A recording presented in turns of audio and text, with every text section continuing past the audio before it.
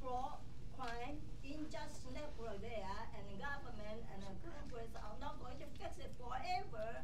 That means we people's business, your individual, all kind of things that you think you want to do with your asset or with the loan, that will be always robbed. We are not having a capitalism, we are having robberism.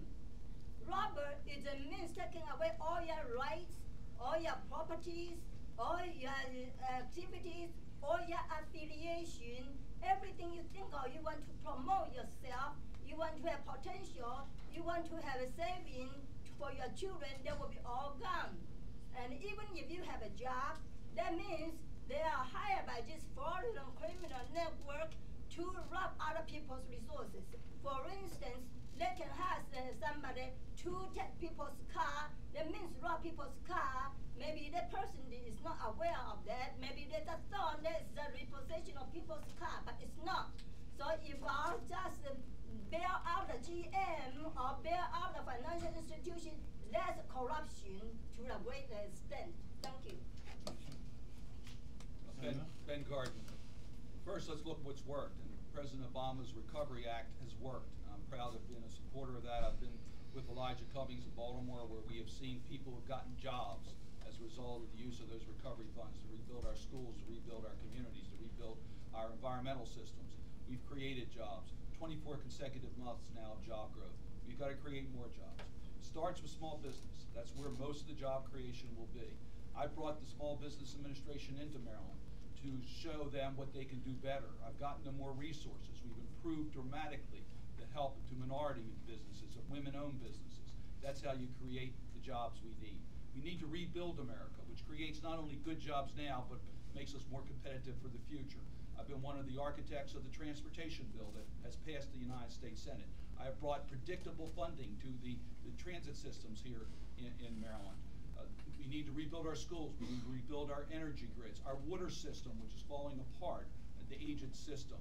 And we need to train our workers. It starts with good schools, and the federal government needs to be a partner with state and local governments in providing quality educational experiences for all of our children, and we need to make college education more affordable for American families. Too many families are being priced out of the higher education market, or children are graduating from college with way too much debt to go into the fields that they want to go into. Thank you very much, Chris.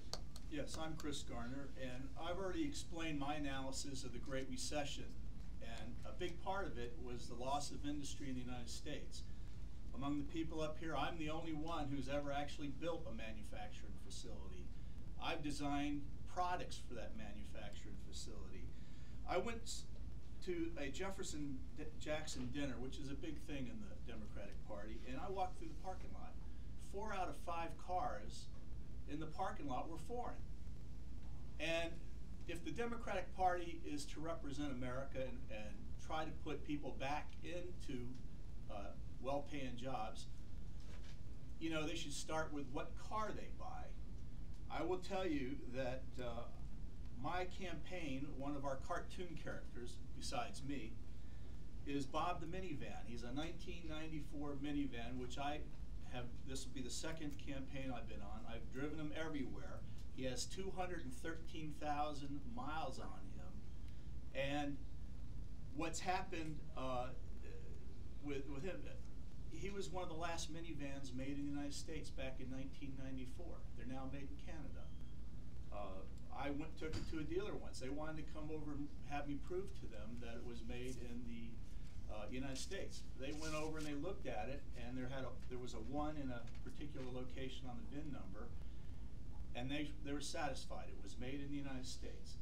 Thanks. Thank you. Thank you very much, Anthony Muse.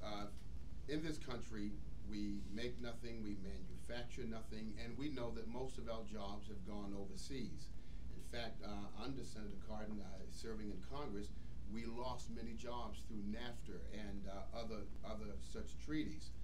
But when it comes down to jobs, we've got to remember that whenever we talk about the job economy improving, that it's not improving among African Americans.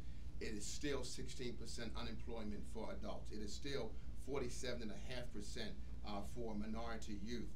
and 50% unemployment for African American males here in the city of Baltimore.